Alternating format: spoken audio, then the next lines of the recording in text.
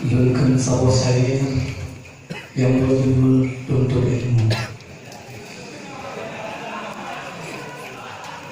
Belajar, mari belajar, berguru janganlah jauh,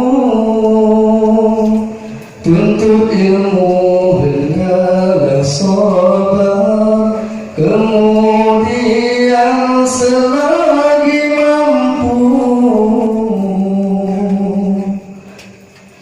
Belajar, mari belajar, berguru janganlah jemu, tuntut ilmu hendaklah sabar, kemudian selagi mampu. Tuntut ilmu di waktu muda, jangan suka berguru sendong. Waktu itu sangat berharga, janganlah tiada berguna. Janganlah merasa bosan, jangan pula merasa enggan.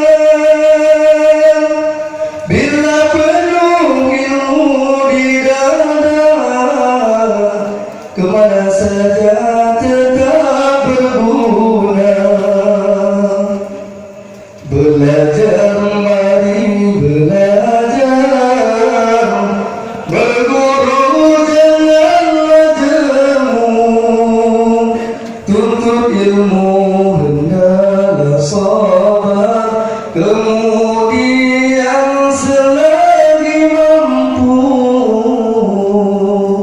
Belajar, mari belajar, berguru janganlah jemu, tuntut ilmu hendaklah sabar, kemudian selagi mampu. Tuntut ilmu wajib sabar, walau hujan angin berdebu, walau harus kita berenang dalam lautan yang banyak hiu. Demikian hadis dan juga kewajiban menuntut ilmu, mulai dari dalam ayunan hingga yang di dalam kubur. Belajar, mari belajar, berguru janganlah jemu, tuntut ilmu hendaklah sabar, kemudian selagi mampu.